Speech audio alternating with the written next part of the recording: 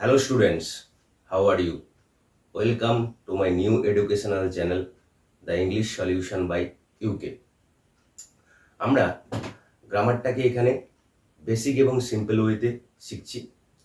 প্রথম কয়েকটি ভিডিওতে আমরা সেন্টেন্স সম্বন্ধে আলোচনা করেছি, সেন্টেন্সের কনসেপ্ট, বেসিক কনসেপ্ট, সেন্টেন্সের কিভাবে গঠন করতে হয়, তাছাড়া সেন্টেন্স কাকে বলে, সেন্টেন্সের এক্সাম্পল, সেন্টেন্সের বিভিন্ন ধরনের বৈশিষ্ট্য ইত্যাদি আমরা আলোচনা করেছি। তারপর আমরা সেন্টেন্সের বিভিন্ন ধরনের উপাদানগুলো নিয়ে আমরা আলোচনা করলাম। সেন্টেন্সের উপাদান নিয়ে আমরা সাধারণত দুটো ভিডিও অলরেডি আপলোড করেছি, তোমরা একটু দেখবে এবং সেটা কিভাবে কি হয়েছে না হয়েছে, ভালো হয়েছে কি বা সেখান থেকে যদি কিছু পেয়ে থাকো অবশ্যই সেটা তোমরা জানাবে, অথবা কোনো ফল্ট থাকলে অবশ্যই সেটা জানাবে। আজকে আমরা সেন্টেন্সের আরেকটা পার্ট নিয়ে আলোচনা করব। আরেকটা পার্ট বলতে সেন্টেন্সের পার্টস। পার্টস বলতে কোনটা বুঝি আমরা? আগের দিন যে জিনিসগুলো আমরা শিখলাম সেটা হচ্ছে সেন্টেন্সের এলিমেন্টস মানে উপাদান, আর আজকে আমরা শিখব পার্টস অফ সেন্টেন্স, যেটার অর্থ হচ্ছে কি বাক্যের অংশ। বাক্যের অংশ, পার্টস মানে অংশ, বাক্যের অংশ, এটাকে নিয়ে আমরা আজকে আলোচনা করব।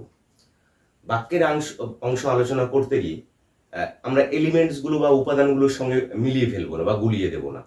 এলিমেন্টসগুলো কেবলমাত্র প্রয়োজন হয় বাক্যের সঠিকভাবে বিন্যাস করে বা শব্দের বিন্যাস করে অ্যাকচুয়ালি বাক্যটাকে আমরা কিভাবে গঠন করব। আর বাক্যের অংশ বলতে বাক্যটাকে আমরা পার্টে কিছু ভাগ করি বা দুটো অংশে ভাগ করি, সেই অংশগুলো নিয়ে আলোচনা করব। বাক্যের প্রধানত দুটো অংশ বা দুটো পার্টস কি কি? দুটো পার্টস হচ্ছে, একটা আমরা সাবজেক্ট নামে জানি, যেটাকে বাংলায় আমরা বলি উদ্দেশ্য। আরেকটা অংশ আমরা জানি সেটা হচ্ছে কি প্রেডিকেট, যেটাকে বাংলায় আমরা বলি বিধেয়। উদ্দেশ্য এবং বিধেয়, এটি হচ্ছে বাক্যের দুটো প্রধান পার্টস বা অংশ। এই দুটি পার্টসকে নিয়ে আমরা আলোচনা করব। প্রথমত কথা, যে একটা বাক্যকে নিয়ম অনুসারে গঠন করতে গেলে প্রধানত দুটি অংশের প্রয়োজন হয়। একটা সাবজেক্টের অবশ্যই দরকার হয়, একটা প্রেডিকেটের অবশ্যই দরকার হয়। তবে সেটা কোন ধরনের বাক্যের ক্ষেত্রে দরকার হয় আমরা শিখিয়েছিলাম, বা একটা জিনিস আগেই আমরা আলোচনা করেছিলাম, যে কিছু ধরনের সেন্টেন্সকে আমরা বলি মাল্টি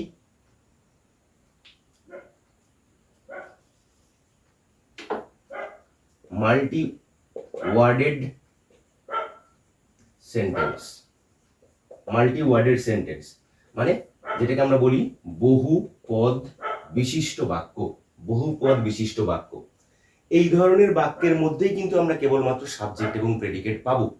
কিন্তু যদি সিঙ্গেল ওয়ার্ডেড সেন্টেন্স হয়, এক পদ বিশিষ্ট বাক্য হয়, তাহলে সেই ধরনের বাক্যের ক্ষেত্রে কিন্তু আমরা সাবজেক্ট প্রেডিকেট পাবো না। কারণ আমরা জানি, যে পড়ে এসলাম যেটা, বা আমরা আগেই শিখেছি যেটা, যে সিঙ্গেল ওয়ার্ড সেন্টেন্স যেগুলো হয়, সেই সেন্টেন্সের মধ্যে কিন্তু হয় একটা ভার্ব থাকতে পারে, হয়তো সাবজেক্ট প্রেডিকেট, সাবজেক্ট অথবা অবজেক্ট নাও থাকতে পারে। আবার হয়তো কিছু কিছু ক্ষেত্রে আমরা দেখলাম যে এক পদ বিশিষ্ট একটা বাক্য হতে পারে, যেটা হয়তো ভার্বলেসও হতে পারে। তাহলে স্বাভাবিকভাবে সেই ধরনের বাক্যের মধ্যে কিন্তু আমরা সাবজেক্ট প্রেডিকেট কিন্তু যথাযথভাবে খুঁজে পাবো না। তো সে কারণে এক পদ বিশিষ্ট বাক্য, যেটাকে আমরা সিঙ্গেল ওয়ার্ড সেন্টেন্স বলে আগেই পড়ে এসেছি, সেই ধরনের বাক্যের মধ্যে কিন্তু সাবজেক্ট প্রেডিকেট আলাদা আলাদা করে খোঁজা যায় না বা পাওয়া যায় না। কিন্তু এই মাল্টি ওয়ার্ডেড সেন্টেন্স যেগুলোকে আমরা বললাম বহুপদ বিশিষ্ট বাক্য, এই বাক্যের মধ্যে কিন্তু সাবজেক্ট প্রেডিকেটটাকে আমরা সবসময় খুঁজে পাবো।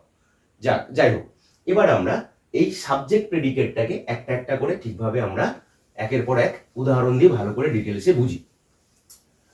প্রথম পার্টটি হচ্ছে যেটাকে আমরা বললাম সাবজেক্ট, যেটাকে বাংলায় আমরা বলি উদ্দেশ্য। সাবজেক্টটা কি? সাবজেক্টটা আমরা এলিমেন্টস এর ক্ষেত্রে পড়েছিলাম, ওটাকে কর্তা বলা হয়, একই জিনিস মোটামুটি। উদ্দেশ্যটা কি? না, উদ্দেশ্যটা হচ্ছে এটাই, সাবজেক্ট বা উদ্দেশ্য কাকে বলবো আমরা? না, উদ্দেশ্য হচ্ছে বাক্যে যার সম্পর্কে কোনো কিছু বলা হয়।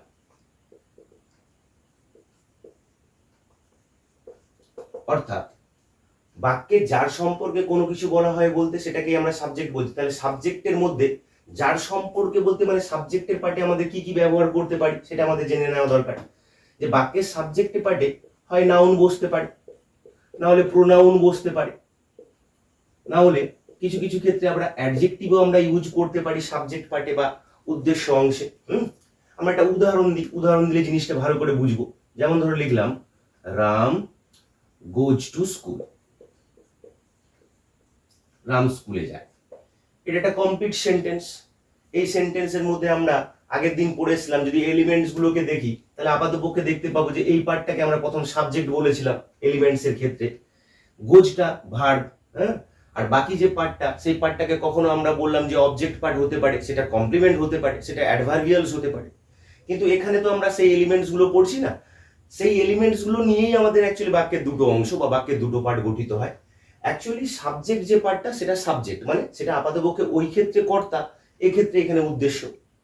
বাকি ভার্ব এবং যা রেস্ট পার্ট, মানে যেখানে অ্যাডভার্বিয়ালস থাকে, কমপ্লিমেন্ট থাকে এবং আপাতপক্ষে ভার্ব থাকে, এই সমস্ত পার্টস গুলোকে নিয়ে আপাতপক্ষে আমাদের হচ্ছে প্রেডিকেট পার্ট বা বিধেয় পার্টটা হয়। সেটা আমরা একটু পরেই আলোচনা করছি।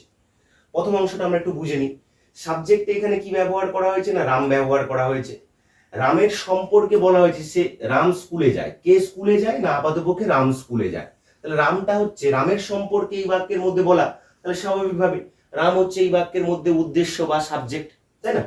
এবার একটা জিনিস ভালো করে খেয়াল করে দেখো, রাম যে সাবজেক্ট, এই সাবজেক্টটা অ্যাকচুয়ালি কোন পার্টস অফ স্পিচ বা কোন শব্দের মধ্যে পড়ে না, এটা আপাতপক্ষে একটা নাউন। এই ক্ষেত্রে আমরা নাউনের পরিবর্তে কি প্রোনাউন বসাতে পারি? অবশ্যই বসাতে পারি। আমরা এখানে রামের পরিবর্তে হি বসাতে পারি, তাহলে হিটা আমার এখানে অ্যাকচুয়ালি হয়ে গেল প্রোনাউন। তাহলে নাউনও বসাতে পারি সাবজেক্টের পার্টে, প্রোনাউনও বসাতে পারি সাবজেক্টের পার্টে, আবার অ্যাডজেক্টিভও বসাতে পারি। সেটা কিরকম? যেমন ধরো আমি একটা জাস্ট এক্সাম্পল দিই, এক্সাম্পল দিলেই জিনিসটা ক্লিয়ার হয়ে যাবে। যেমন ধরো আমি বাক্যে লিখলাম an honest boy will come here. একজন সৎ ছেলে এখানে আসবে। তাহলে এই বাক্যের মধ্যে একজন সৎ ছেলের সম্পর্কে বোঝানো হচ্ছে, তাহলে স্বাভাবিকভাবে এই বাক্যের মধ্যে পার্টটা হচ্ছে কোনটা, মানে সাবজেক্ট পার্ট কোনটা, তাহলে এই পার্টটাকে আমরা সাবজেক্ট বলবো। এই পার্টের মধ্যে ভালো করে খেয়াল করে দেখো, বয়টা হচ্ছে আমার অ্যাকচুয়ালি প্রধান সাবজেক্ট, মানে মূল সাবজেক্ট, যাকে কেন্দ্র করেই আমার সবকিছু বলা হয়েছে, তাহলে এটাই আমার প্রধান উদ্দেশ্য বা সাবজেক্ট। এটাকে আমরা সাবজেক্ট প্রপারও বলি গ্রামারে একটা টার্মে। এর সঙ্গে অ্যান কথাটি ব্যবহার করা হয়েছে এবং অনেস্ট শব্দটি যুক্ত করা হয়েছে। অ্যান শব্দটি আপাতপক্ষে একটা আর্টিকেলস আমরা জানি, অনেস্ট শব্দটি একটা অ্যাডজেক্টিভ, এবং এই দুটি শব্দকে আমরা আপাতপক্ষে কি করেছি না বয় শব্দটির সঙ্গে আগে যুক্ত করে বসিয়েছি। এগুলোকে অ্যাডজাঙ্ক্ট টু সাবজেক্ট, এটা একটা ইংরেজিতে বিশেষ টার্ম। এই টার্মটাকে আমরা অনেক ক্ষেত্রে গ্রামারের মধ্যে বলি অ্যাডজাঙ্ক্ট টু সাবজেক্টও বলা হয়। এই পার্ট দুটিকে অ্যান অনেস্ট, অ্যান এবং অনেস্ট, এই দুটি শব্দকে আমরা সাবজেক্ট বা উদ্দেশ্যের আগে যুক্ত করেছি। তাই এই দুটি শব্দকে অ্যাকচুয়ালি গ্রামাটিক্যাল একটা টার্ম ব্যবহার করে, যে টার্মটাকে বলা হয় অ্যাডজাঙ্ক্ট টু সাবজেক্ট। এই গেল হচ্ছে আমার আপাতপক্ষে সাবজেক্ট বা উদ্দেশ্য অংশ, যে অংশে আপাতপক্ষে উদ্দেশ্য সম্বন্ধে আমরা ডিটেলস পড়লাম, উদ্দেশ্যের পার্টে বাক্যের মধ্যে কি কি বসতে পারে সেটাও আমরা ডিটেলস পড়লাম। এটাই হচ্ছে বাক্যের প্রথম অংশ, পার্টস অফ এ সেন্টেন্স। এরপর আমরা দ্বিতীয় পার্টে যাব। দ্বিতীয় পার্টটা কি? দ্বিতীয় পার্টটা আমরা এক্ষুনি আলোচনা করলাম, সেটা হচ্ছে দ্বিতীয় পার্ট হচ্ছে আমার প্রেডিকেট। প্রেডিকেটটা কি? বাংলায় আমি তোমাদেরকে এক্ষুনি বললাম যে প্রেডিকেটটা হচ্ছে আপাতপক্ষে বিধেয়।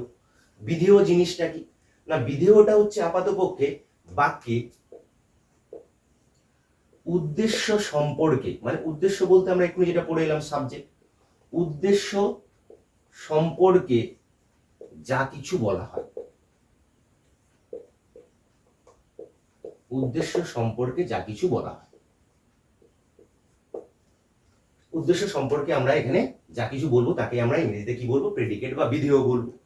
সেই একই বাক্যের উদাহরণ আমরা দিই। ধরো আমি লিখলাম রাম গোজ টু স্কুল। এই যে বাক্যটা আমি লিখেছি, এই বাক্যের মধ্যে রামটা তো আমরা এক্ষুনি পড়ে এলাম, এটা সাবজেক্ট বা উদ্দেশ্য। বাকি যে পার্টটা, মানে উদ্দেশ্যকে বাদ দিলে বাকি যে অংশটা পড়ে থাকে, রেস্ট পার্টটাকেই আমরা অ্যাকচুয়ালি কি বলি না প্রেডিকেট বলি, মানে যেটাকে বাংলায় বলি আমরা বিধেয়। এবার একটা জিনিস ভালো করে খেয়াল করে দেখো, রাম কোথায় যায় বা রামের সম্পর্কে কি বোঝানো হয়েছে না, রামের সম্পর্কে বলা হয়েছে যে রাম স্কুলে যায়। তাহলে এই যে পুরো পার্টটা, তাহলে এই পুরো পার্টটাকে বাংলাতে আমরা বলছি কি বিধেয়, ইংরেজি যেটাকে প্রেডিকেট বলছি, তাই না? এই গেল সাবজেক্ট, এই গেল প্রেডিকেট। এবার আমাদের মাথায় আসতে পারে বা এটা মনে হতে পারে সাবজেক্ট হিসাবে তো আমরা বাক্যের মধ্যে নাউন বসাচ্ছি, কখনো প্রোনাউন বসাচ্ছি, কখনো আবার অ্যাডজেক্টিভও বসাচ্ছি, যেটা আমরা আগেই বুঝে এলাম। স্বাভাবিকভাবেই এখন আমাদেরকে মনে হতে পারে যে প্রেডিকেট পার্টে তাহলে কোন কোন পার্টস থাকতে পারে। না, প্রেডিকেট পার্টসে সাধারণত ভার্ব থাকতে পারে। সব ক্ষেত্রে বাক্যের মধ্যে মোটামুটি ক্ষেত্রে ভার্ব ব্যবহার করা হয়। ভার্বের পরে অবজেক্ট থাকতে পারে। এবার অবজেক্ট যে সবসময় থাকবে এমন কোনো কথা নেই। আমি বলেছিলাম যে একটা বাক্যের মধ্যে অবজেক্ট থাকা আবশ্যিক এমন কোনো যুক্তি নেই। অবজেক্টের অল্টারনেটিভ হিসাবে আমরা এখানে, যেমন আমরা আগের দিন পড়লাম, অ্যাডভার্বিয়ালস বসতে পারে, যেগুলো অ্যাডভার্বের মতো কাজ করে আগের দিন আমরা পড়েছিলাম, হি গোজ দেয়ার। অথবা কোনো না কোনো কমপ্লিমেন্টও থাকতে পারে। কমপ্লিমেন্টও থাকতে পারে, যেটাকে কর্মস্থানীয় হিসাবে আমরা আগের দিন বাক্যের মধ্যে ব্যবহার করেছিলাম। তাহলে এই পার্টস গুলো বা এই এলিমেন্টস গুলো, পার্টস ঠিক না, এগুলো এলিমেন্টস, যে এলিমেন্টস গুলো দিয়েই কিন্তু আমাদের প্রেডিকেটটা গঠিত হয়। বিধেয় বলে যে অংশটা, সেই অংশটা গঠিত হয়। সাবজেক্ট পার্টে নাউন, প্রোনাউন, অ্যাডজেক্টিভ থাকে।